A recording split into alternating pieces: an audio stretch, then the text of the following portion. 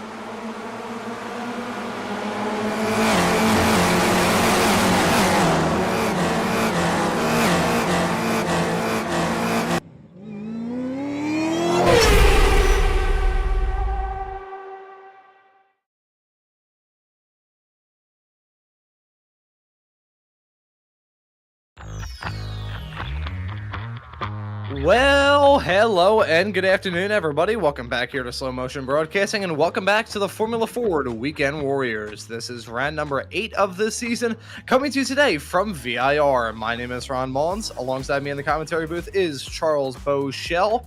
Guido Marzucchi is our producer for today's broadcast. Well, Charles, we head to an old school but still absolutely awesome racetrack. I love VIR. Was the host of the SCCA National Championship runoffs a couple of years ago. And here in these FFs, I am expecting the drafting race from hell for these racers, but for us in the broadcast booth, it is going to be a day full of entertainment. Yeah, absolutely. It's country club racing at its finest here at VIR. It's always a fun race when we come around. This track is just it's a lot more technical than you may realize, and it puts on some really, really good racing every time we're here. So, yeah, I'm looking forward to it today. Should be a nice battle. Yeah, we're looking forward to this race. Another round of this championship. We are getting into the closing part of this season here for Season 3 of 2025, and because of that, I think these championship point standings have a bit more weight to them than they have in previous rounds. We'll start off with Spec 1, where it's been the story of Felix Samoas up to this point in the season. Leads the points, has had a couple wins up to this point in the season as well. Felix looking to try and seal the deal here in Season 3 of 2025. 620 is his current total. Reigning champion Daniel Tufts, who leads the series in wins at 4 in Spec 1 thus far this season, is slotted in P2 with Mikey Pollard, Edward Buchanan, and Kevin Adrian rounding out your top 5 in Spec 1. We'll take a quick gander at Spec 2, where talk about dominance. Holy cow, Jason Chen in that 814 machine has been bone-chillingly fast up to this point in this season. Leads with 479 points, the current tally, over Andrew Love in P2 at 297.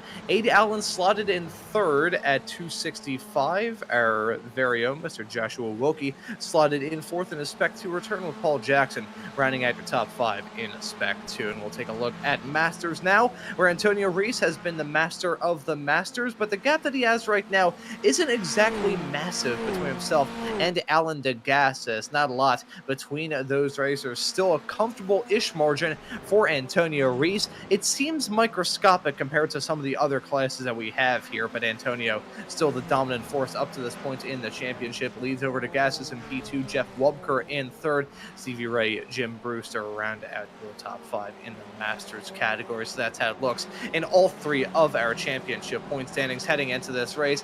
This is going to be a fun one, especially heading down this massively long back straightaway out of Oak Tree through into the roller coaster. Very important for these racers to try and figure out rather well how to get the moves done, figure out how to open up those doors with some keys.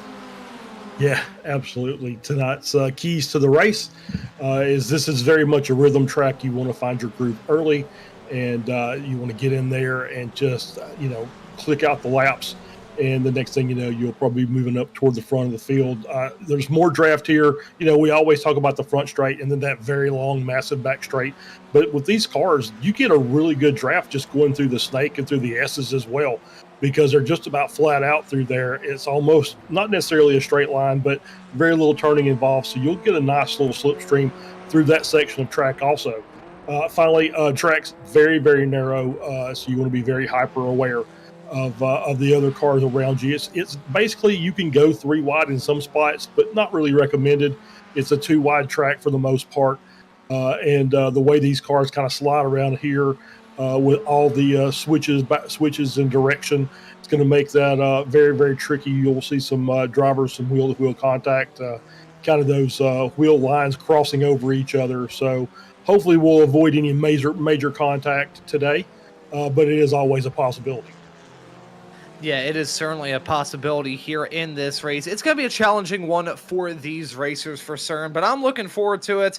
I am very happy that I am in my perspective here in the broadcast booth instead behind the wheel of one of these cars. But Jeff Browning, the sponsor of today's broadcast, is currently out there on the racetrack, slot in P22 in this qualifying session. Let's do an onboard lap with the German as we see him head his way down that start-finish straightaway off into turn number 1. This is Horseshoe, a good overtaking opportunity at the end of that rather lengthy start-finish straightaway. Want to get through the gears as quickly as you can.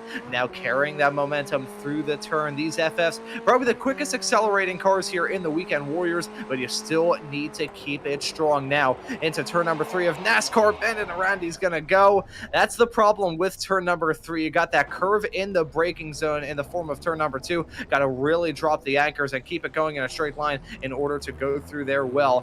Practicing a safe rejoin, though, is Jeff Brown as we head off into left hook. Much like a left hook from Mike Tyson, that can really hit you hard heading off through there, but now you still got some challenges on your hands. Turn number 5 through the snake section right about now. This keeps these drivers on their toes, especially on lap 1 with some side-by-side racing heading all through there. Can occasionally end in tears. This section doesn't have a name, at least according to the iRacing track map, but I like to call it the S's. Up the hill through 6, 7, 8 into turn number 9 right now. That That's the end of the S's, not the end of the turns, though. Far from it. That's turn number 10. South Bend, really blind corner of the track, falls away from you on exit, and look at the runoff area heading off through there as well. If you go off track big time, be aware of that back straightaway. No physical separation between you and there, just a whole lot of grass, a couple of ant hills, and if you have a T-bone accident there, it'll probably end up on a YouTube short. That's Oak Tree. Missing the Oak Tree, it got struck by lightning, but you can get struck by lightning heading off through there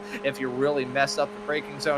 Now, speaking of a braking zone, turn number 14, roller coaster bend at the end of this massive back straightaway here at VIR. The dream overtaking opportunity, especially at the end of this race. We see the bend in the road down into roller coaster. That's a spot where it can get dicey. Charles, we've done broadcasts around this track in the past. We're moments into turn number 14 with drivers taking themselves out of the race lead and P3 just blowing their doors off. So turn number 14 probably going to be the challenging spot. Turn 17 still that bend in the road to get you back onto that start finish straightaway. If I had to outline one trouble spot, at least in my book, it would probably be turn 14, because it's such an inviting opportunity to try and get a move done, but can also end so cataclysmically wrong if just a few things go awry.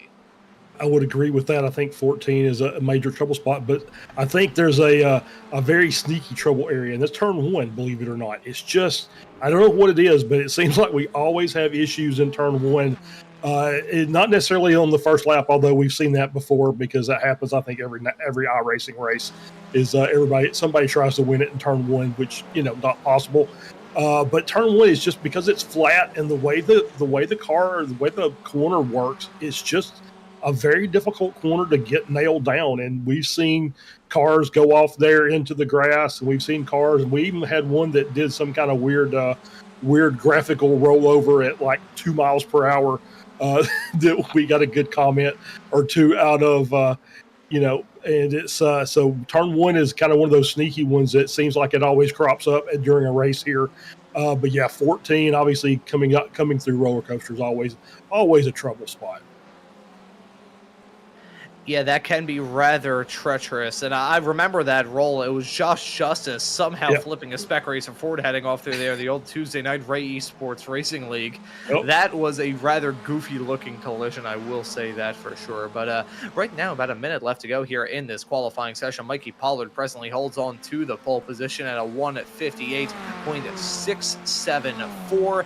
Ian Joyner, first time we've seen Ian run in one of these races in quite some time, currently set to join Mikey Pollard on that front row. We follow Mario Ross, the South African, currently slotted into lucky number P13. Antonio Reese, top qualifying of the Masters competitors as it stands right now, and Jason Chen, as he has so often been the case, top of the Spec 2 competitors. Getting to the point where I'm pretty sure if some good results fall Jason Chen's way over the next couple of weeks, he may be able to seal the deal in that Spec 2 championship battle. It has been a brilliant season for him in that 814, and he can really prove that to be the case based off the fact that Andrew Love is the next qualifying Spec 2 racer down in P14 compared to Chen's 9th.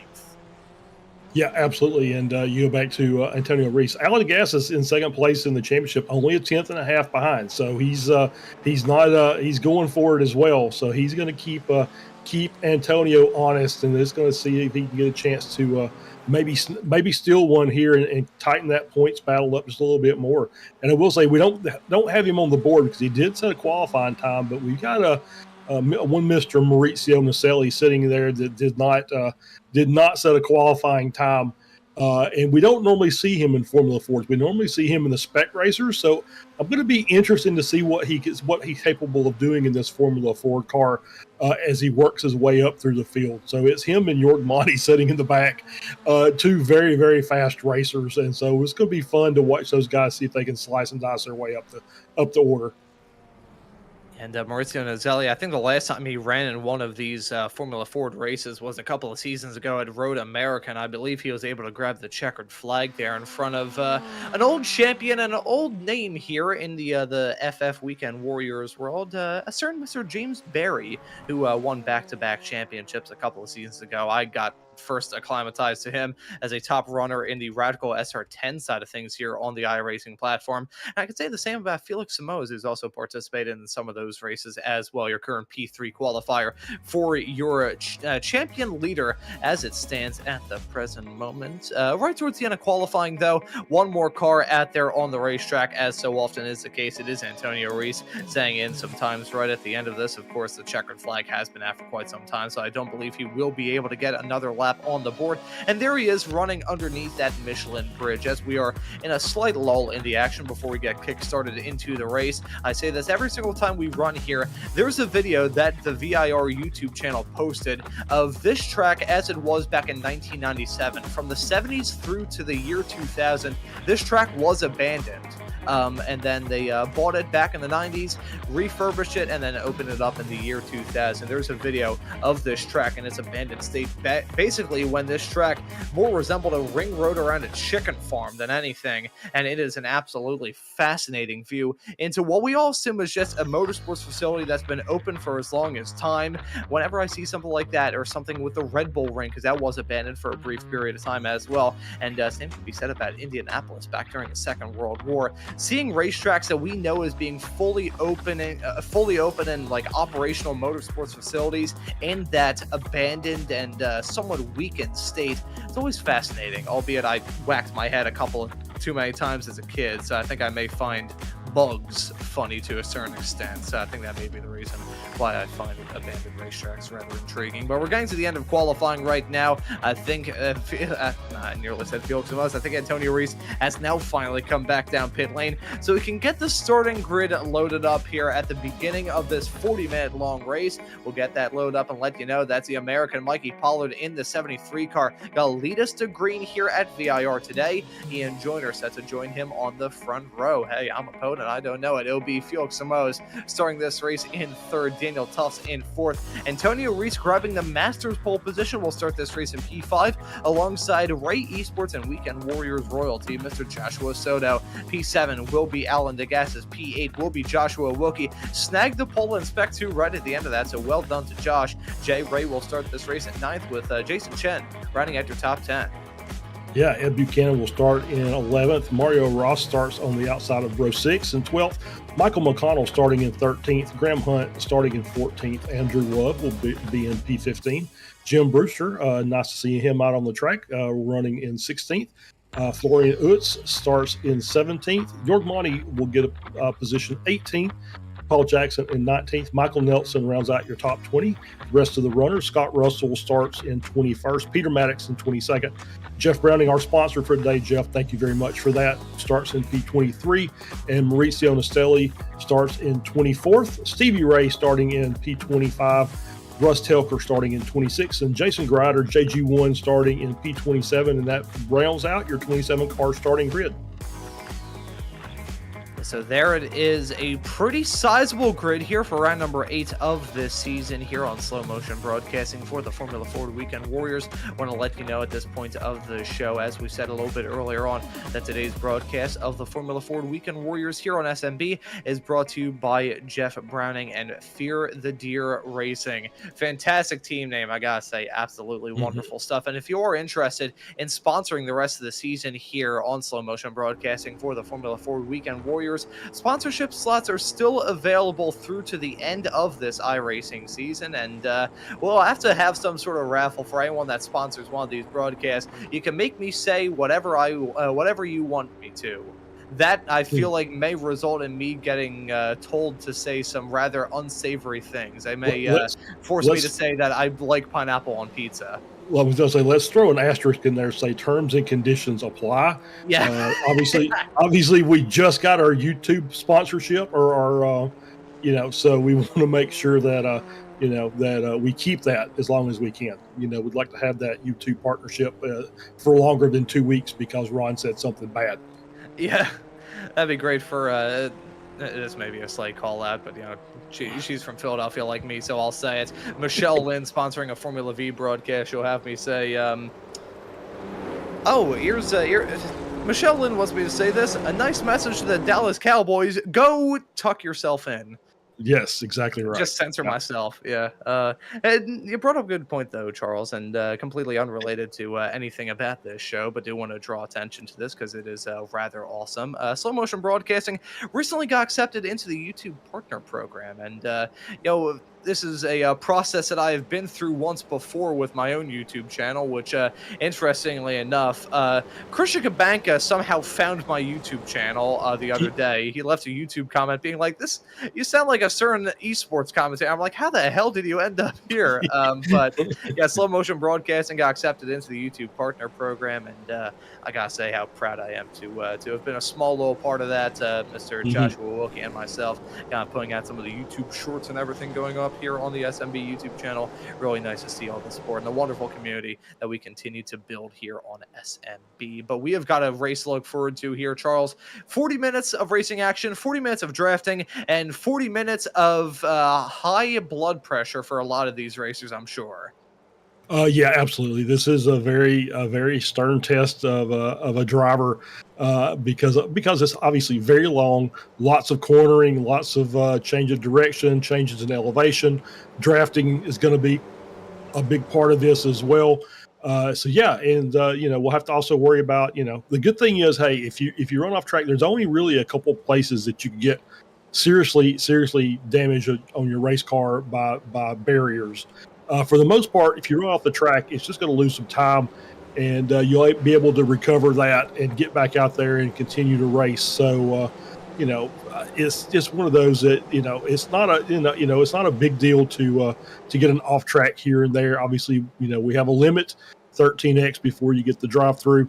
So, and then 18x before you get disqualified. So you got some mistakes that you can make that won't necessarily hurt your end result, except maybe a spot here or there. So let's see how this race is going to go here for round number 8 of the Formula Ford Weekend Warriors here at VIR. That pace car now trundling its way down pit lane. The field trundling their way down this start-finish straightaway, waiting for that green flag to come out, which it has now, and the drivers are on their way. It's messy at the back. It's chaos at the front as side-by-side racing going to flare up. Heading down to turn number 1, we may be able to make that 3-wide action. Yes, we will. 6 cars, a 6-pack of Formula Fords down to turn number 1. That's going to be Pollard holding on to the race lead. Joyner still fighting back on the outside there of Felix Samoas as they crane their way into turn number 2 through 3 in a couple of moments time. This small braking zone may not seem like much on paper, but he can stick a wheel down the inside and get some moves done. Clearing at the front is Pollard. That's going to be Joyner jumping into second. Felix Samoas runs at your top 3 side-by-side racing. Going to go on right behind all throughout this field. Everybody wants to get a good start here at VIR and get off to a flyer before we head off into that flyer of the backstretch. Yeah, good start. We didn't have anybody fall off. We do have a car that's kind of off the pace a little bit. I think that is Peter Maddox. Thinking that's just because I think he's pit started. So he's back out on the track, and he's obviously got a chance to make up a lot of time as these cars are still pretty tightly packed. It's easy to get them. I thought I saw another car off the track there as well. Yep, that's Daniel Tufts actually is off the racetrack, I think, coming through South Bend. Daniel Tufts having a moment heading off through turn number 10. Very easy corner to lose it on for sure as that synchronized spinning farther behind. I believe that was Paul Jackson and another racer. Not entirely sure who that was. Hearing as well, I believe it may have been Michael Nelson in the 959 car looping it around. Big stuff there heading down into Oak Tree. Super easy to lose it through the braking zone down in there. Puffs of smoke for sure going to linger around that track at the front though. Mikey Pollard still leads over Joyner. About to complete the first lap here, rather lengthy lap here at VIR. So these racers will not have a lot of laps on the board, still the same amount of time, and a whole lot of overtaking opportunities as well. Smorgasbord, if you would. Yes, that's a good word. Won't try and pronounce it, but yeah, it's a good word. So breaking out the thesaurus today. Yeah, it's obviously these cars don't have the same power as some other cars. It's on the lower end, but this track is about the same length as Spa. So I mean, it's pretty close. So it's you don't really realize it because obviously it's a little more technical of a track than Spa is, a little more tighter. As we on board here with Peter Maddox, it's coming around through turn 1 and now into NASCAR here, and looks like he's carrying a little bit more speed. Is he going to hang on to that? He is not. He's going to kind of lose the rear end there. Obviously, run out of mechanical grip coming through threes, but manages to get the car righted and get back out on the track. As we take a look at this moment for Daniel Tufts down into turn number 10 of South Bend, clips the grass on entry and nearly swapping ends. Well held there from Tufts, the Brit behind the wheel. That one machine having to have the reflexes of a ninja to keep that car going in a straight line. As here's a moment from Michael Nelson and Paul Jackson a little bit farther behind. We see them heading their way through turn number 10 into Oak Tree right now. Now the braking zone in here, super tough to nail down. A stack up down in there, contact being made with Nelson and Jackson. Jackson keeps it going in a straight line. Nelson does not, both of them with some pretty big lockups though, so I can imagine the tires not feeling quite happy with these competitors at all.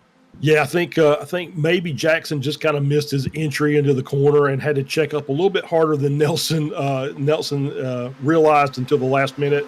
Little nose to tail contact, dual spin there, but both cars continue to go. So far, no attrition from this race just yet, but we're only 3 laps in, so we'll see how it continues as Shin has now managed to take up that Spec 2 lead over Wilkie. Yeah, so this pack right behind these racers up at the front has that battle for the Spec 2 lead, looking pretty dicey between those two. We've seen some moments over the past couple of weeks with Jason Chen and Josh Wilkie. They had a weird-looking collision at Laguna Seca, had another weird-looking collision at Laguna Seca. Did I just say Laguna Seca back-to-back? It was Long Beach last time out. Both in California, both start with an L, so I'll count that as a slight win in my book, I guess, potentially. I don't know. I am definitely stretching there. Here's Andrew Love with a moment. That was a blink in and out pretty badly right in front. I'm not sure who that is running right in front of these racers. Uragmani, yes it is, as that's a spin from Love. Gonna turn those tires into rectangles and be stopped there for quite a long time. Yeah, that was smart though. Just wait, let the traffic get cleared before you move again. So well done there by Andrew, and obviously losing some positions as we're now back with Wilkie in the lead. Looks like we're doing a little swapping at the front based off that draft, and Josh and Jason are battling it out. We're going to take a look at a replay to see some of that squabbling up between Josh Wilkie and Jason Shen, and a swapperoo between those two heading down. Oh boy. Well, hang on to it. There you go. All right. Oh, there's where you see Josh was actually on the tail end of that front group. And because of that off track there in South Bend, he actually got caught up by that second pack and got passed by Chin, but managed to get the position back. So now you've got a 6-car battle up at the front and some very fast drivers up there. And then just let you know, Maurizio Naselli already up to P14. He's up 10 positions since the start of the race. Yeah, so to those who haven't tuned into the Weekend Warriors here on Slow Motion Broadcasting for quite some time, Maurizio Naselli used to make it a tradition of his of just scrapping all the way up to the front. Looks like he's going to do that here today as side-by-side racing on down the gases and Jason Shen into turn number 14. Who's going to win out in that battle? Looks like it's going to be Chen. The gases desperately trying to jump in front of Jay Ray. Holds on to that P9 spot for now. Keyword being for now. Look at that pack of cars, the line of racers as they head their way all through there. From Josh Wilkie in P7 all the way down to, I believe the last car in this pack is actually Florian Utz in the number 296 car, all the way down in P18. A massive pack up the front. Another battle going on right now. That's Daniel Tufts trying to squabble up with himself, and Antonio Reese nearly coming to blows as they head their way off through Horseshoe. Tufts feeling good about his chances, just set the fifth lap of the race last time by as well, so he's got some pace as a battling behind. Still going to flare up. Jason Chen dropping down like a rock. Got a move put on him by Desgasses. Gets another one put on him by Ray. He's now down to P10. He's got to look to fight back hard. Yeah, absolutely. That battle in that mid-pack is just going crazy as you're seeing cars getting past left, right, and center. And so, yeah, it's good to see Tufts up there back. He's back to P5, so he's kind of recovered from his mistake, and he's going to be up there battling. It's been kind of feast or famine for Daniel this year, obviously winning the championship last year. Without a race victory this year or this season, he's got 4, but he's also had some DNFs, which has hurt him in the championship picture. So I'm sure he would probably swap those 4 wins out for some consistency this season. But so far, pretty good today. I said we saw the one little incident, but he's still in that lead pack. So as long as he stays up there, he's got a chance. Yeah, he still has that opportunity to try, and Pantu brought up a great point there, Charles, talking about the season that Daniel Tufts have had up to this point. When winless in Season 2, went on to win the championship. Here, on the other hand, he is not winless. He's not poleless either. He's been putting together a good season when it comes to the highs, but the lows have been not very good for him, so that's the reason why he's not really involved in that championship battle. He's going to have to hope for a very good end to the season if he wants to catch up to Felix Samoas, but they're right on top of each other. They had their way off through Hog Pen, not actually on top of each other. I think that would be a slightly painful moment for the both of them, but Samoas and Tufts running nose to tail. About 0.3 of a second separate them at the line. Mikey Pollard still leads over Joyner. Here comes Samoas. Will he look for a move down the inside of Joyner into turn 1? Gonna think better of it as Tufts closes up. And I think there's some battling going on with Ray and Wilkie. Yeah, Ray taking over that. Oh, and just as we see, they're still side-by-side battling. That's actually costing them time. I was just about to say the thing that the front six have got going for them is they're not really doing a lot of fighting at this point in the race. They're just kind of staying in line and just running laps. And that's just extending that gap back to that second pack. The second pack should be doing the same thing. They should be lining up and just kind of staying in line and running laps as best they can to try and minimize the time loss to the front group. And actually, they've got a bigger pack, so theoretically they should be faster. But obviously, we know that's not always the case. But they want to, they'll want to stay in line as much as they can to allow themselves opportunities to pick up time when that front group does decide they want to start racing. Yeah, when we start to see these racers up at the front of the field really start to throw haymakers at each other, that's going to be when things get tense at the front, though. Pollard still the Pied Piper at the moment. Antonio Reese, the last car in this train. Your current leader in Masters as well. Josh Wilkie leads in Spec 2, and of course, your overall race leader of Pollard continues to lead in Spec 1. Here's Nazelli. We were talking about him having a hard charge in this race. It may have been slightly muted there. Actually, no, going off the track in sympathy with that car right in front, and nearly thought about going for a move down into turn number 11. Runs a little bit wide on exit. I think Nazelli gonna blow past as we go on to that back straightaway. Interesting little tidbit about this track. We completely skip out on turn number 13 around this racetrack, but P13 is the current spot for Edward Buchanan. Still involved in that train of cars, this massive train of cars that we have on screen right now. Just look at that. It's a never-ending stream of Formula 1600 machinery. Yeah, absolutely. It's kind of the kind of part and parcel for this as we see Ed Buchanan coming in for an early stop, the 10-minute mark of the race. He's going to try the undercut. Maybe he feels like he's got a little more pace and he just can't show it because he's in that massive pack. So he's going to come in and take his pit stop now. Might not be a bad call. Should be able to get some of those cars in the back and use them as a draft partner. An unwilling draft partner possibly, but a draft partner nonetheless, and should be able to make up a little bit of time in that. So that might be a good strategy call by Buchanan. Yeah, I think that maybe get out of the drama, get out of the chaos. Essentially what you're doing in a situation like that is leaving the brawl that's going on out in the parking lot to go into a cafe, read a nice book, and have a nice cup of coffee. That's what Buchanan is looking to do at the present moment. Slot in P25, but he's out of the drama and chaos that we've got on screen right now. Look at that as they nearly duked it out under the bridge into turn number 7. That is the gases at the front of this train right now. Jay Ray, the Spec 1 competitor, running right in behind, and then Josh Wilkie, your current leader in Spec 2, still looking to dice up. Contact being made coming out of Oak Tree. That right there was a huge touch with Samoas, and who was that involved in that? I think that may have been Soto. Was that Antonio? That was Soto. Yeah, Soto. It was. Yeah, that was very, very iffy. They're like Samoa's just maybe got wide. He did indeed. Yeah, got in the dirt a little bit and really slowed him down. And then Soto, I don't think was really intentional. Obviously, I think that was just a little bit of wheel-to-wheel contact. And Soto saw a line on the inside and says, I think I'm going to work my way through there. And then you saw just how the track just kind of closes up out of that corner and tightens up on those racers. And so you saw the contact, but both cars still moving forward. I don't think that was hard enough to cause any major wheel or suspension damage. So I think that they'll be in good shape and should be able to get to their pit stop with no problem. Yeah, so still a lot of time before you have to worry about all these drivers making that call to come down pit lane. Graham Rory Hunt has in the 117, and he will be joined by Stevie Ray. Interesting that the usual indicator of whether or not pit lane is open, Stevie, he actually had the gun jump to him, and Buchanan was the one that came in first. I mean, he's going to have a very long run to make it through to the fall of the checkered flag, so Buchanan probably going to be clutching at straws and saving a whole load of gas. That'd be a very interesting looking Toyota Prius in the form of a Formula 1600 car running there in P25. He's hoping to have a bit more pace in a Prius, though, as he's currently holding on to that final spot of the racers currently in this race. We'll probably make up at least one, as Stevie Ray on the pit exit now. Graham Hunt exits that just barely in front of Buchanan as a swapperoo there, as here's a swapperoo between DeGassis and Wilkie, and that's DeGassis holding on to P8 right now. Wilkie still looking to try and get those moves done for two reasons. One, as a reminder to those who haven't tuned into the series before, these drivers, regardless of their class,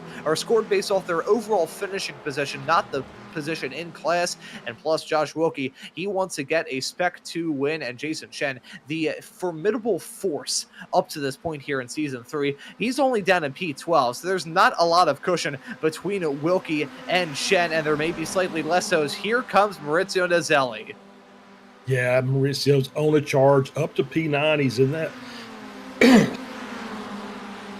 he's in that second group, and he's just clicking them off as he goes.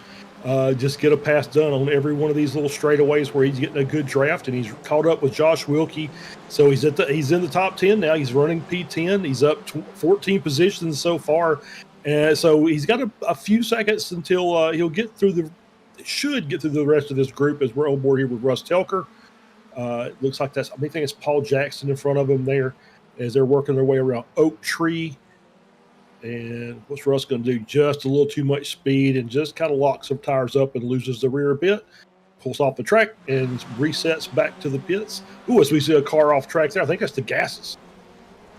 I think the gases may have gone off the track in wild fashion there. You know, I flashed my contact being made. That's a bump, a nudge, and a rub from Mario Ras to the back of Maurizio Nazelli, heading their way off into turn number 2. You can tell that was close because it sounded like a tornado siren, but Nazelli still holding on to P9. DeGassis with a meatball flag. I flashed my mind back to a little bit earlier on this season for the Formula Vs here at VIR. I'm pretty sure DeGassis had a rather similar moment to what just befell him, heading his way down the start-finish straightaway, right over the line right there, and it was actually the other way. Goes for a trip into the inside, probably some suspension damage done there. He had big contact that most certainly snapped off the left rear.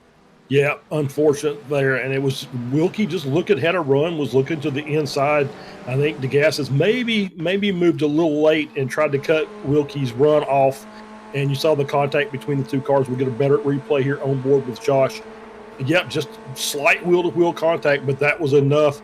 And as DeGassis was sliding through the grass, tried to correct it, hang on to it, but finally, once the tires caught, it just sent him into the inside arm coat. Yeah, DeGassis certainly with the move down in there, and Wilkie trying to make something work on the inside of the line that was certainly going to disappear. Just hard racing, as far as I'm concerned, hanging down into turn number 1. But here we go. It's a battle for the lead in Spec 2, but that's not going to work. That's Jason Chen going straight into the turn, and that is a broken off front right tire. As soon as I saw that car begin to skid, I knew that wasn't going to work. And Jason Chen, the driver who's been about as clean as a freshly polished wood floor, having a big mistake down to turn 14. Yeah, that was not good, and we just caught the end of that, so didn't really see how that came to be. As I changed my terminology there at the last minute, as we get on board here, and we'll see looks like a Chin on the inside now with Wilkie, and just locked up as we saw the car in front. I think that was that Naselli in front. Just kind of crossed over into his racing line, had to check up, lock the brakes up, and then slid into the barrier. And that's going to be a tough recovery for Chin as well, as he's already in the pits.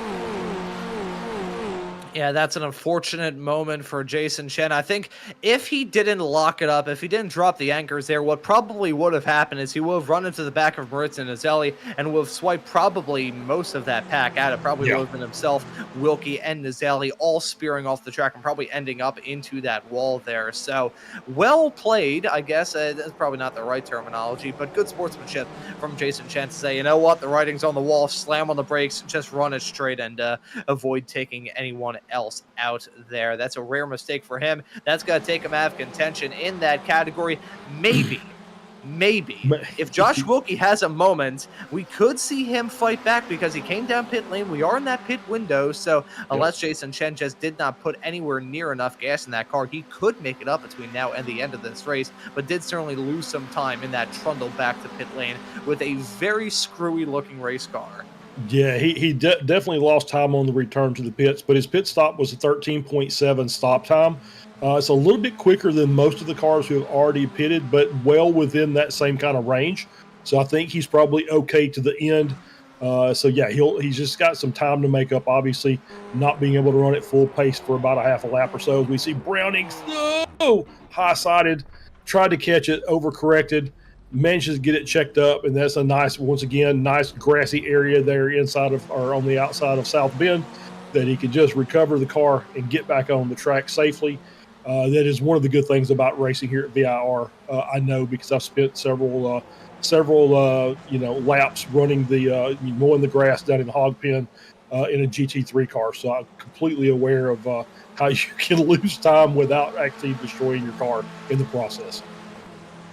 Tell you what, I think I lose time here in iRacing, just driving around every single corner at my normal speed. And right as I said that we were going to have some drama in Spec 2, Josh Wilkie has picked up a black flag. What has gone on with Josh? How has he picked that up? Is that for incidents? Is that for a slowdown? We're hearing it is for incident points. Oh no, things go from bad to worse. Josh Wilkie's been punted into a spin. It's himself and Mario Ras coming to blows, and Josh Wilkie, disgusted with that, go drive it off into the wall and call it a day. He is going to be disgusted with that, and that blows Spec 2 wide open. Jeff Jacobson now going to be there, and Mario Ras misjudging that big time, making contact with himself and Wilkie. Nothing he could have done. Spun around with a black flag already. Things going from good to bad to absolute misery. Yeah, that's a bad series of events there for Josh, and you hate to see it for anybody. And it's just, I'm not sure. Obviously we just saw the replay of the incident, and who knows? I'm not a steward. If there's anything that comes out from it, it'll be somebody else making that determination. But yeah, definitely contact made there. Should have been a fairly quick part of the track here as we're on board, and it just Josh just slowed up. So not really sure why. Obviously we saw the black flag, and I'm sure he was trying to clear the slowdown, but I don't think he was necessarily I don't think he really just locked the brakes down or anything. I'm not going to make excuses for him, but I think there was a better way of circumventing that than what just happened.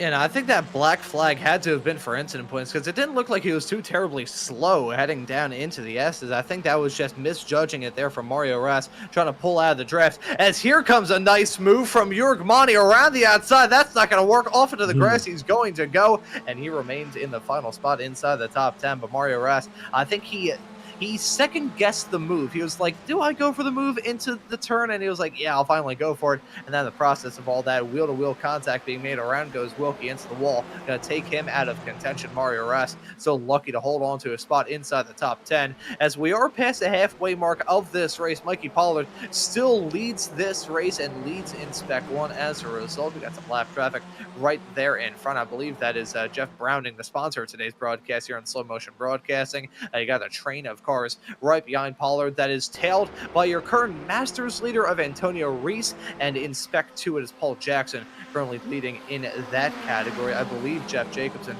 recently made a call to come down pit lane. Actually, no, I don't think it was Jeff Jacobson making a call to come down pit lane. I think my eyes were deceiving me, and I saw Jackson as Jacobson on our small little graphic up there at the top. I saw Jackson. I thought it was Jacobson. That's my bad. I will see myself out. No worries. Nice job by Browning there to just let the lead pack go. Just got off the racing line and allowed them to make that move around. Keeps that battle strong up at the front of the field as we're on board here with Graham Hunt coming around turn 1 and just way too wide into there and no way to recover that at that speed and just a half spin in the grass and then back out on the track. See that so many times. It's just, well, like I said, turn 1 is just deceptive in how you have to approach that corner. It's just it seems like there feels like there should be 100 ways to enter that corner, but there's not really. And a lot of times it's just, you're either too fast, too slow, or carrying, or just too hard on the brakes. So it's, not surprising that we're going to have a few spins coming through turn 1. Entering turn number 1 of Horseshoe the wrong way is very similar of an experience as trying to bite into a horseshoe. It's usually going to end painfully. As we take a look now at a battle that's potentially going to flare up for the lead in Spec 2. That's Paul Jackson and Andrew Love. I have a feeling that comment about biting into a horseshoe may end up on the Racing Line podcast, which you catch on Tuesdays over on the Ray Esports YouTube channel. Hi, Stevie. Hi, Jason. And meow to Adam. There you go. Yeah, good battle here for two guys that are just, we saw Andrew with a little bit of a spin earlier and had to hold up, but he's in a good position now. Sometimes you do it on your pace and sometimes you do it on the misfortune of others. But there he is in a battle with Paul Jackson for Spec 2 lead. So running in P12 and 13 and Jackson hanging on for the time being. But Andrew obviously looks very aggressive here trying to find a way around. And I would tell you who's going to be the guest on the Racing Line podcast this upcoming week, but I have not been privy to that information for a decent amount of time. I'm waiting for the day that they decide to give all the viewers a headache and invite me back for round number 3. Round 2 last time, I'm pretty sure I talked about how my dad designed my entire conception as a joke. I just went from there. Here's a pit stop. That's Pollard and Soto making the call to come down pit lane together. It's going to break up that front pack as Joyner and Tufts now going to be running all by their lonesome. It's about 6/10 now to the front end of Felix Samoa's going to be right there to pounce, but that's 2 of them breaking away to come down pit lane. Pollard and Soto coming in just about 4.5 minutes after the halfway mark of this 40-minute long race. Yeah, kind of broke that front group apart just a little bit, but obviously, 0.6 of a second, no problem. They'll get in these draft zones and they'll pick that time up pretty easily. So it'll be a 4-car battle up here at the front. Joyner, Tufts, Samoa's, and Race. And we got this is Andrew Love in the pits. Yep. So Andrew Love dropping out from P12 to jump into the pits now. Go ahead, take his pit stop. And as I'm just kind of watching the board here as I see now Ed Buchanan only 10 seconds behind Paul Jackson running in P12. We say again, Ed came in early, took that flyer on the undercut, and so far back up to P12. And I think that was somewhere in the neighborhood. Where was this? Look at his timing and scoring here. I think that was about where he started. So, yeah, he's only down 1 position from the start of the race. So I think that was a good call by Ed. Yeah, I think that may be a very good call from Edward Buchanan. Let's see exactly how things will work out for him. Currently slotted in 12th, but if he can make that undercut strategy work, we'll have to keep our eyes on some other racers throughout this field that made those very early calls to come down pit lane. For now, though, we stayed locked on this battle up at the front. We'll say one driver has fallen out, that being Josh Soto. Not sure exactly what has happened to him, but he's out of this race, currently being scored down in 23rd. He's come down pit lane. There must have been some. Has there been? Oh, okay. So that's what we're hearing as well. Thank you to Guido in the production truck. Keep an eye on everything while your forgetful host doesn't know what the hell he's talking about. Here's a side-by-side fight between Joyner and Tufts. Heading down the start-finish straightaway. They all stay out for one more time. And who's going to win out in that run-up into turn number 1? Here comes Tufts on the inside of Joyner. Look at Samoa's there to pounce as well. Antonio Reese, your Masters leader, there to fight as well. Maritza Nazelli, he's come down pit lane as Tufts going to hold on to the race lead. Ian Joyner, though, driver I certainly want to keep tabs on. A very good racer in these Formula Fords. Haven't seen too much of him over the past couple of seasons, but despite the fact he didn't run full-time in Season 2, he still walked away from that season with the most amount of wins. So look at Joyner in his first time this season to potentially shock the world. Yeah, Joyner, one of our part-timers, does a lot of real-time racing, real-life racing. But when he comes in, he's usually a force to be reckoned with, as you just said, with 6 wins last season. So, yeah, no surprise that he's battling up at the front. He's really, really quick in this Formula Ford car.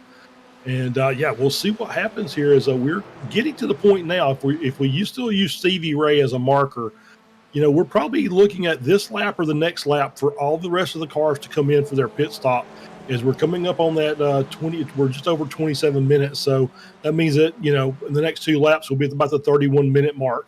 And I think that means that everybody should have been in. Don't think we're going to have anybody that's going to be able to stretch it longer than that. It's a pretty fast track. A lot of fuel usage here, I think, in comparison to some of the other tracks that we've come to. So I would see them maybe this lap or next lap coming in for the pits. See if they make that call to come down pit lane. Hearing as well that despite the setback he had earlier on, Jason Chen has put on a rousing recovery drive, currently slotted in P13.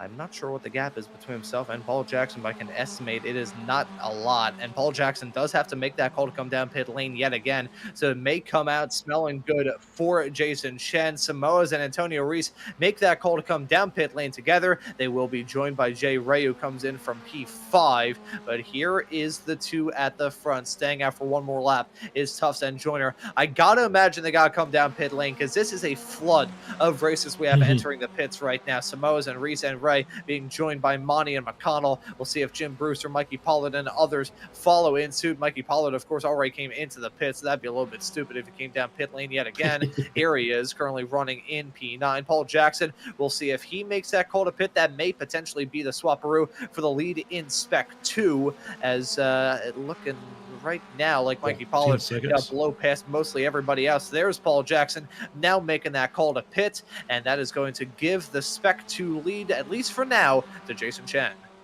Yeah, it's a great job by Jason to get back out, get the car back around. Obviously, we saw the damage, was able to limp it back around, get his fast repair, get his fuel, and now reassumes the Spec 2 lead. Running in P10, we still have 2 cars yet to pit. That is our 2 leaders, Tufts and Joyner.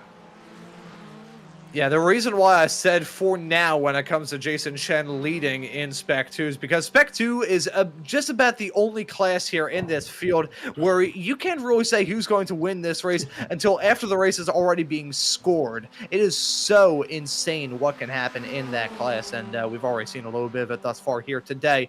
Jumping up at the front, it's Daniel Tufts and Joyner, currently separated by about 1.5 tenths, basically nose to tail, as they head their way down into turns number 14 in through 15 right now. The roller coaster section at the end of this lap, it'll be a roller coaster of emotions for these competitors as well. Mikey Pollard was able to come out right behind Samoas and Antonio Reese. That early call to pit not working out fantastic for him. That's Joyner coming in pit lane, but Daniel Tufts staying out. Interesting.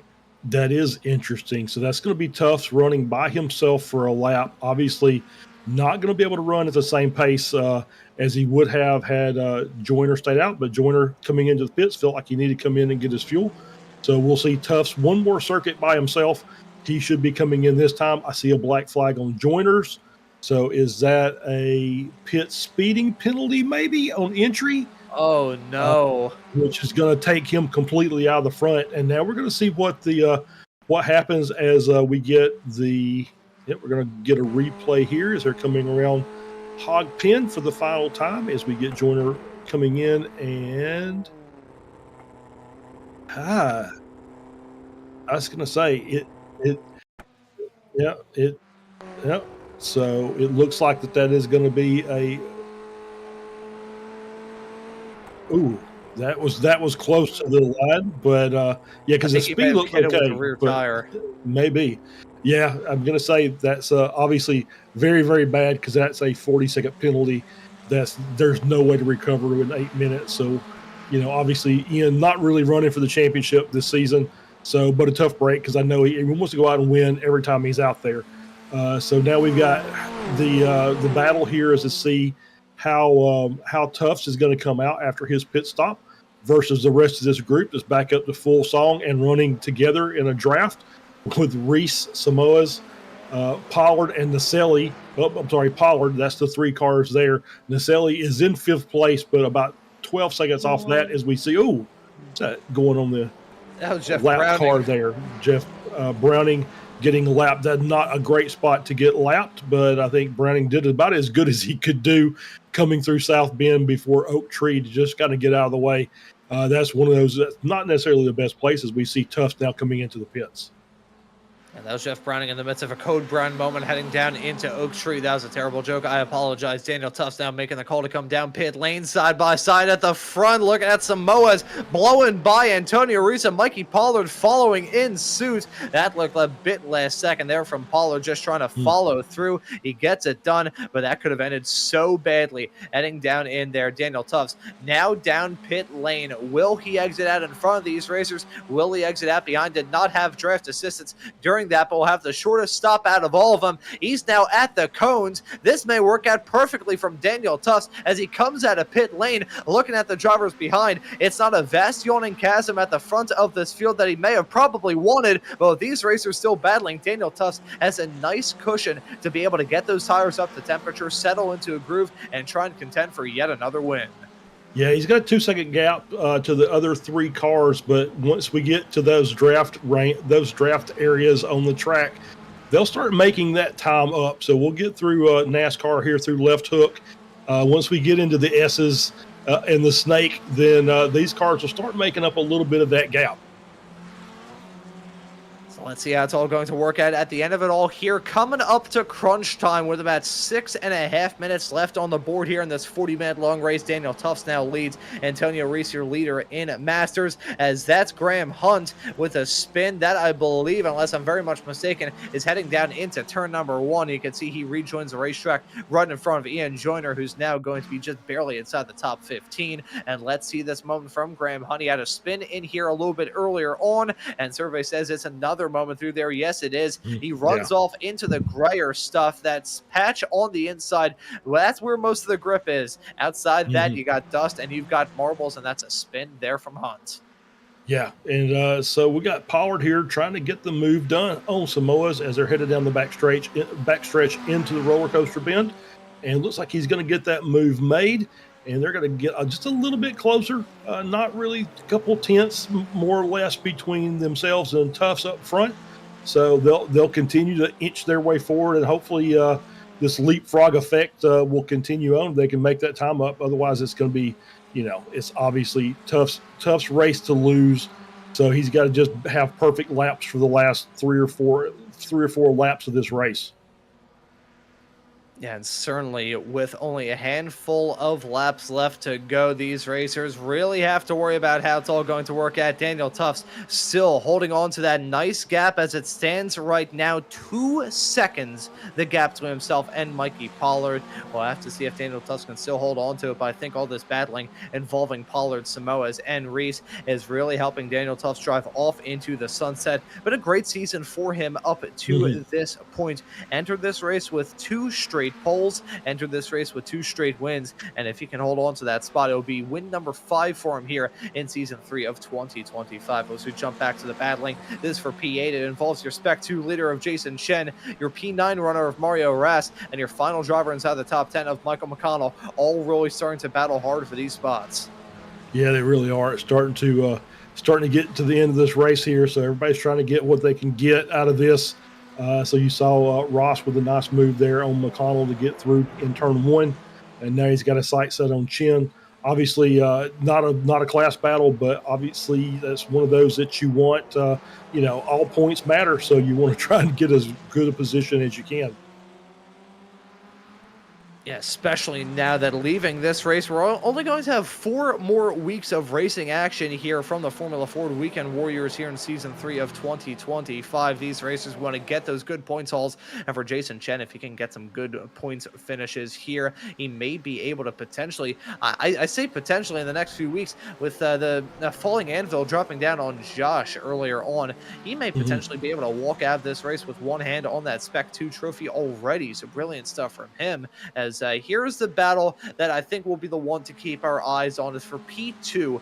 Daniel Tuss still holding on to a 2-second lead. That gap may not be growing, but it's not going down either. Samoa's, Pollard, and Reese, they don't have any sort of draft assistance off the back of that car. They're just running stagnant as it stands presently, side by side with Pollard and Samoa's down into turn number 1. Who's going to win out in this squabble? Give that to Mikey Pollard late on the brakes into the turn, and he's going to hold on to that spot for now. P2 for Pollard, P3 for Samoa's. That's Antonio Reese rounding out that pack right now in P4. Look at Mario Ross running all around the racetrack. Thought he was going to potentially try and hit the pit abutment there, but he still holds on to the racetrack right now in P9, trying to save up that run before we head off into turn 1. Looking for a move potentially down the inside there. Not able to get it done, as Michael McConnell looking to muscle pass as well. Yeah, it's still a battle up here. Jason's done a good job of holding that position over Ross and McConnell. And you can see Ross is just looking a little antsy back there. He's just thinking, I'm faster than him. And he probably is because of the draft. But he's just looking at that. I think if I get by him, I can get clear. But I don't think that's possible. But, you know, you can definitely see that he's starting to get maybe a little frustrated, wanting to get that move done. And so we'll kind of keep an eye on that battle. As you said, I think it's starting to close up just a little bit down to 1.8, but I'm hearing white flag next time by. So time is running out for this group that's running 2nd through 4th. So the white flag going to be in there for Daniel Tufts to try and grab win number 5 for Jason Chen. If you can hold on to that Spec 2 lead, the driver well farther behind in that class, as Florian Utz currently slotted in at P at number 12. So quite a long way back for Jason Chen. So he starts his final lap here in a few moments' time with a rather comfortable cushion. Here's a bit of a shocking statistic for you here, Charles. Last time we saw Jason Chen win in the Spec 2 was at Road Atlanta, a matter of about 3 weeks ago. Ever since then, he's been struck by a couple of falling anvils, haven't really been able to get the job done. As much as it hasn't been a 100% smooth race, he broke his wheel off a little bit earlier on, and he's on track for a win in that class. Fantastic stuff for him as we start the final lap here at VIR. Daniel Tufts with a moment, as I think we may have seen some drama a little bit farther behind with Stevie. Oh, that was Browning, and we just heard Browning is disqualified for incident points, and unfortunately for Stevie Ray, got caught up in that. Did a good job, tried to avoid, as we see Mario Ross there. I thought I saw a black flag pop up on his as well.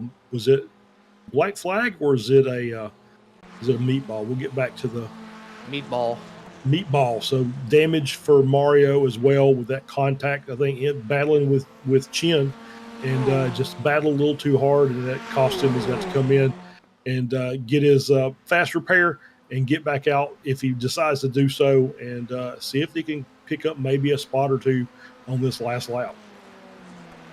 So meatball flags coming up right at the end. The gloves getting thrown off of these racers at the front of the field. Daniel Tufts on track for a win, but the battle for the lesser spots on the podium still going to be intense. You got Samoa's, you got Pollard, and you got Antonio Reese, all of which have been racers contending for not just overall podiums, but overall wins throughout this season as well. Doesn't look like they'll be able to get the W here, but they still have a shot at a good podium result, as here comes Pollard on Samoa's side by side, heading their way down the back straightaway. Look at Antonio. 3 can tango, not 2. Make it 3. He's backing out of it, though. Heading their way into turn number 14. He's going to let these two duke it out, heading all through the bottleneck into roller coaster. Pollard's going to have to keep a tight line there. He holds on to it, muscles past, and gets that spot done for now. However, Felix Samoa's going to have just enough of time as they head their way out of Hog Pen to potentially mount a charge. Look at Antonio Reese, also the rear gunner of all of this as well. Daniel Tufts, on the other hand, the driver of that number 1 car, entered this season as the champion, and he's going to leave it maybe with 5 wins as he crosses the line. They wreck behind.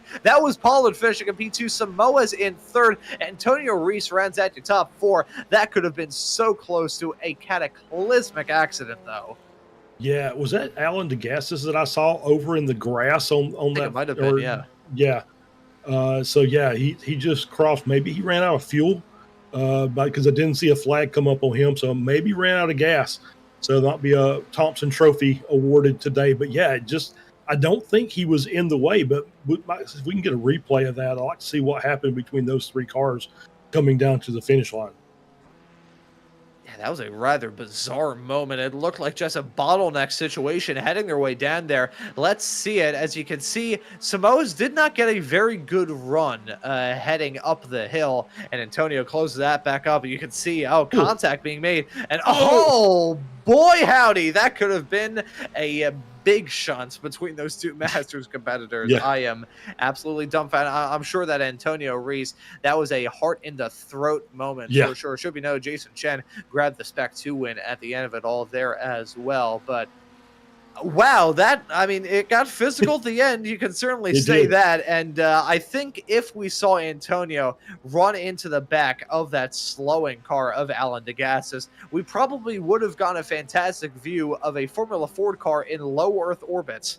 Yeah, these cars on the track, they're pretty solid. Lots of mechanical grip. You can move the car around on the track. When they're in the grass, it's basically like you're driving a boat. You kind of ask it for something, and it gives it to you eventually. As you can just see the rear end of the car just sliding around. And DeGassis, I'm sure, is looking in his mirror thinking, hey, guys, I'm off the track. I'm out of everybody's way. Why are you trying to run into me? So it was a very, very touchy situation there as we saw the contact with Reese and Samoa's. But all 3 of them make it across the line. So Tufts, Pollard, Samoa is your overall podium, and then Reese in 4th, but Masters class winner as well. So well done for everybody. It was a really good race. And well done to those racers. They put on a brilliant show here at VIR. You know, we were expecting this race to be a little bit of a bloodbath, so to speak, and I certainly wouldn't say that it was 100% nice, clean, and smooth, but, you know, I can't necessarily say it was a bad one either. I think those racers put on a rather good show here for round number 8 of this championship. And as I'm trying to get my SDK links back up here again, we will let you know that at the very end of this race, if we can get those results loaded up here in just a couple of moments time. Oh no, I've randomly become British at the end of the show. It was Daniel Tufts, the Brit, grabbing the checkered flag at the end of it all. 2.7, nearly 2.8 seconds, the gap between himself and Pollard. Felix Samoa's will round at your overall podium in 3rd. It'll be Antonio Reese grabbing another win in the Masters category with a P4 finish here today. It's Maurizio Nazelli, the hard charger at the end of this race, up at the very end of it all, 19 spots. He finishes this race in 5th in front of Jörg Mani in 6th, Edward Buchanan in P7, Jason Chen wins it in Spec 2, finishing this race in 8th with Michael McConnell in 9th, and Jay Ray rounding out your top 10. Yeah, Florian Utz rounds out, starts with finishes in P11. Sorry about that. Spec 2, P2. Ian Joyner in 12th. Stevie Ray, final step on the Masters podium in 13th. Graham Hunt in 14th. Andrew Love is the final step on the Spec 2 podium in 15th, just ahead of Paul Jackson in 16th. Peter Maddox 17th. Jim Brewster in 18th. Michael Nelson 19th. Alan DeGassis in P20. Mario Ross finishing in 21st. Jeff Browning in 22nd. Josh Soto 23rd. Josh Wilkie in 24th. Russ Telker in P25. Scott Russell in 26th. And Jason Grider finishes in 27th. And that is the final spot on the finishing results. And so those are your results at the end of it all here for round number 8 of the Formula Ford Weekend Warriors. Looks like we have some drivers up there in the broadcast booth looking to have a chat with us. So I think I'll get things up, rolling, and ready to rock with our Spec 1 winner at the end of this race and our overall winner at the end of the day, Daniel Tufts, joining us in the commentary booth. Daniel, welcome in. Nice strategy call at the end of it to be able to pull into the race lead and pull a bit of a gap. How was it out there here at VIR? It was definitely a strategy race. It was, I definitely hear someone else. It was definitely a strategy race. I had no fuel coming back into the pits for the first stop, and I spotted coming at the first corner at the end, so very tight on that. I can imagine it was rather hair-raising for you right towards the end of the race. I want to ask you about that call to come down pit lane. Was that the strategy that you were always intending throughout this race, or were there some modifications made to the plan after some drama that may have gone down a little bit earlier? I was always trying to see how much fuel I could save. I was surprised I got that extra lap in, to be honest. I was a little bit surprised about that as well. We're here in the broadcast booth thinking, okay, it's got to come down pit lane this time by. And then when we saw Ian come into the pits and you stay out for another lap, we were a little bit gobsmacked, and doubly so gobsmacked when we saw you pull that gap that you could at the end of it all. So that works out rather well for you here today. Win number 5 for you here in season 3 of 2025. And looking through your 3rd in a row, coming into a hot streak, do you think you may have an opportunity to reel in Felix for that championship here this season and go back to back?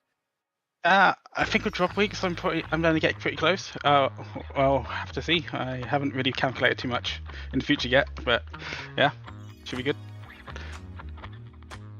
And certainly looking forward to seeing you out there on the racetrack for the rest of the season. Next time out, we see the circus head off to Bathurst. So what are your thoughts heading there? That's going to be quite fun. I can't remember the names, but going downhill is... going down the mountain is going to be fun in these cars. I have a feeling that is going to be fun from at least my perspective in the broadcast booth, and maybe a little bit terrifying for you racers behind the wheel. But nevertheless, Daniel, well done on the victory here at VIR. We'll let you give any thanks or shout-outs before we let you go. Thanks to you for broadcasting, Steve for organising all this, and Jeff this week for sponsoring it. Awesome. Well, there you go. Hey, Daniel, thank you for joining us here on the broadcast booth. Well done on the win, and looking forward to seeing you out there at Bathurst in 1 week's time. Thanks. And that right there was Daniel Tufts, your winner at the end of this race here at VIR. And Charles, who do you want to have a chat with? Well, let's bring our Spec 2 winner. Let's bring in Jason Chin and have a conversation with him. Jason, congrats on the Spec 2 victory. It did not look like you were going to get the Spec 2 victory today. Obviously, damaged race car, limp the car back around, get to the pit, get your fast repair, and then some other misfortune, but some really good driving on your part to get back up there and secure the victory. Thank you. That was a very intense race. So it felt like I use this analogy. It felt like you're in a pool filling with water, and everyone's trying to step on each other to get out to not drown. Like that was the feeling in the second pack. That kind of the way it looked to us as well. It was a pretty hefty battle in that mid pack. But we saw several cars getting damaged and just getting out of the race. And I think that helps. Obviously, sometimes you can do it on your own, but sometimes you need a little help from the competition in order to get your victory out of it. Yeah, and then I think I got a meatball on one last straight into the into braking zone after the back straight, and I watched in the moment I thought Mauricio braked earlier. Like I didn't expect to brake that early, but then I watched the replay. I just missed my braking point. And that's kind of a problem that I need to, I think it happened at Long Beach where I was in a compromised line and braked, didn't realize that I need to brake a lot earlier. I thought I braked early, but that wasn't the case. And then same here, I thought I was braking early, but I was actually braking slightly later than the normal point. So that's something I need to address on my part. It's not making that kind of mistake again, but thank God for fast repair. There you go. So speaking of fast repairs, next week we're going to be at Bathurst. so what are your thoughts about that? Obviously iconic track, but obviously a very dangerous track as well. Yes, and I believe it's my worst track that I've ever driven on iRacing. I just can't find pace there. Like the fastest people are 3-4 seconds a lap faster than me, even when I'm trying my hardest. So I don't know, unless other people are struggling as well, I don't know if I'll do well there. We'll be here to find out. So Jason, congratulations. We'll let you give any thanks or shout outs before you go celebrate your victory. Oh yeah, shout out to the fact that we have one fast repair. I might need that again next week. We'll see. There you go. Well, Jason, congratulations, and we'll see you next week. Thank you. And there's Jason Chen, a man of very simple shout-outs at the end of all this. And Yeah, I there you think go. we have time to have a chat with our Masters winner at the end of this race, Antonio Reese, joining us here in the broadcast booth. Antonio, welcome in. Boring. Guido. You're right away Hey, from Ron. Guido. That is going to be a boring interview, but it's never boring with you, Antonio. Welcome in, man. How's it going? Thank you. Hello, guys. Thank you for having me, the janitor. We got the new Hey, janitor Charles, with us here in the and broadcast everybody. booth. Yeah, but Antonio, it's another Masters win for you here this season at VIR of all places. How do you find it out there? How was it? Oh, I was not thinking that I could do that as good as it was, but we used to say the luck followed the braves. So I was just trying to drive and not doing anything wrong, and the guys on the front group, they was very cleaning. They was driving very wisely and not, I don't know. I saw some fights, but it was not too big. But then we had some gap for the guys behind, so it kind of comfortable. And then Joshua Soto, and then he passed me. So I dropped from 4 to 6 or something on the middle of the race, and then I could after the pits. I don't know what happened on the pits. I suddenly saw myself in 4. What? Then I was trying on the finish line to pass Felix, but we touched. Then I went to the grass, so I lost my chance to go ahead. But yeah, 4th is a good result, I think. And So yeah, I was gonna ask you, as Guido calls it, a code brown moment with yourself, and I believe it was Alan DeGassis coming right to the end. How was it from your perspective? Oh, before that, with Jeff Brown, yeah, the multiple moments with lap traffic encounters. That was really unexpected. I didn't really expect that he was going to push the car to the line where I was already on his left, but then was very lucky that I didn't die. Staying alive. I'm pretty sure the Bee Gees made a song about that, Antonio. But well done on this win. Another win for you Thank here you, in guys. the Masters class. And looking ahead to next week at Bathurst, Mount Panorama. What are your thoughts heading there? Oof, it's a very difficult track for me, but I'll be there. I want to have fun with the guys, so I don't care.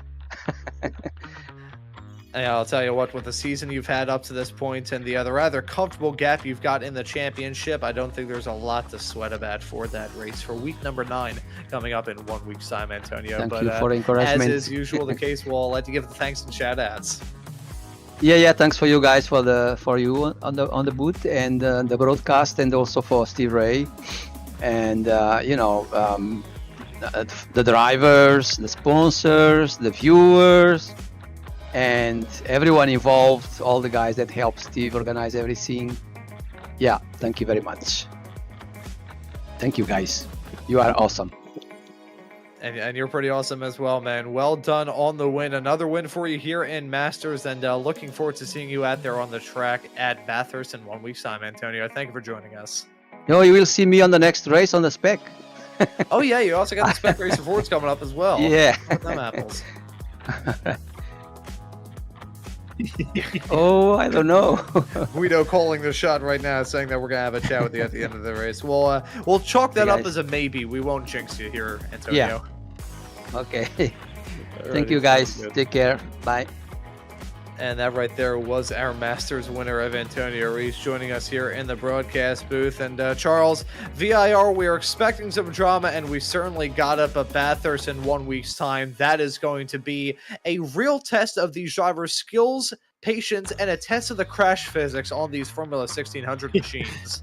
Yeah, Bathurst is one of those that we could end up watching some amazing racing, or we could have 12 cars piled up in the cutting. I mean, that's just kind of the way Bathurst is, right? It just takes one mistake by a driver getting a corner wrong in the mid pack, and we've got half the field taken out of the race. So it's that is one of the exciting parts about Bathurst. But obviously, you heard the people that we talked to saying that how absolutely difficult that track is. I'm going to say the same thing. It is by far my least favorite track. Although I love watching racing there, it is very, very difficult. And just to get through a race for me is an accomplishment. So, I'm looking forward to it. Like I said, I think we've got some really good drivers in the field. They show it week in and week out. So I expect to have some really good racing at Bathurst next week.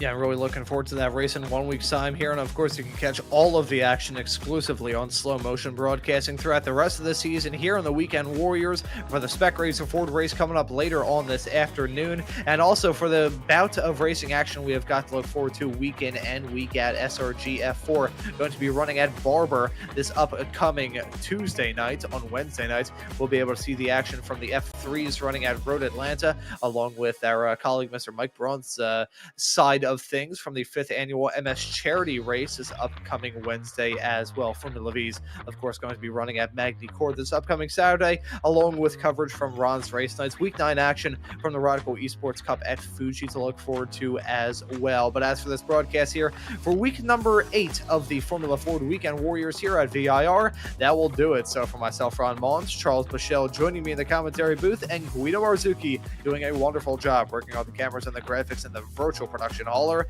I say thank you all so very much for tuning into this broadcast here on Slow Motion Broadcasting today, and we hope to see you all for that Spec Racer Ford race coming up later on this afternoon.